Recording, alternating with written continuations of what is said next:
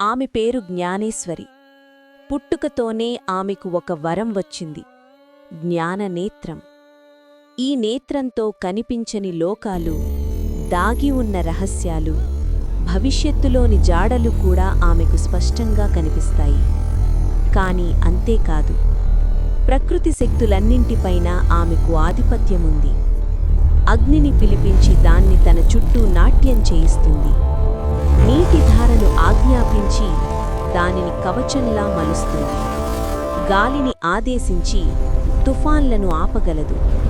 భూమిని తాకగానే చెట్లు వేరువేరు మార్గాలు చూపుతాయి. జ్ఞానేశ్వరి జ్ఞానం, ప్రకృతి, మాయ మూడింటి కలయికలో పుట్టిన ఒక శక్తి.